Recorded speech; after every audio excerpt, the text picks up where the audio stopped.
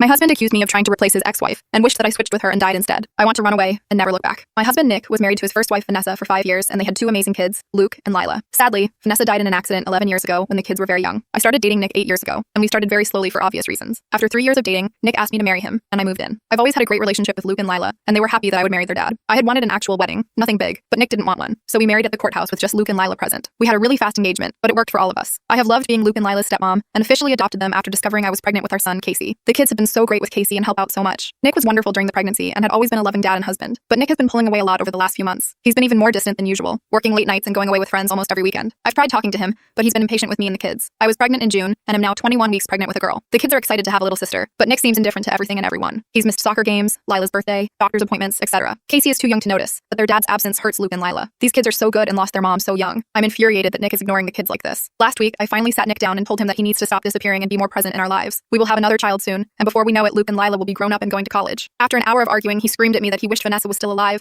and that I had switched places with her and died instead. He also threw in some awful comments that I need to stop pretending I'm Luke and Lila's real mom and that I'm only half the mom Vanessa was. The final straw was him saying that he never even wanted any kids with me, but did it so I'd keep busy and leave him alone. I'm so beyond hurt right now. I know I'm just his second choice, but I've always tried to honor Vanessa and tell Luke and Lila how lucky they were to have her as their mom. I love all of our kids more than anything, and I'm just so heartbroken. Nick barely pays attention to Casey now and doesn't even acknowledge the pregnancy. He somewhat apologized this weekend and took all 3 kids to lunch, but he won't even look me in the eye. He seems to want to talk, but he doesn't say anything, and I'm too upset to even be near him. I'm not sure where to go from here. Honestly, I can't even be around Nick right now, and if there weren't any kids involved, I'd leave and never look back. Update. I gave Nick a letter, and I tried to explain how hurt I was by what he said, and I wasn't sure how he'd gotten to this place. I also tried to explain that I knew he was still in so much pain from Vanessa's death, and I would never try to replace her, even though I tried to be understanding of his grief and likely depression. I didn't sugarcoat how badly hurt I was by what he said to me. I know grief is extremely complex, but it doesn't excuse telling your pregnant wife you wished she was dead. It was a hard letter to write, but I tried to put forward some kind of resolution. If he meant what he said, then we'd divorce as amicably as possible for the kids. If he didn't mean it and was just lashing out, then we had to get couples counseling, and he needed to get back to individual therapy if he wanted to stay together. Nick took the letter and locked himself in the guest room to read it. He didn't come out until the next morning, but he told me he needed to go away for a while and think. So he packed a bag, told the kids he had a business trip, and left that afternoon. Honestly, I figured our marriage was done as soon as he left. Luke and Lila knew something was up, but I kept telling them their dad had a big project for work and would be back soon. They were both upset, so I set up some emergency sessions with their therapist, so they would have someone to talk with. Nick was gone for over a week. There were a few short phone calls to ask how I was and talk to the kids,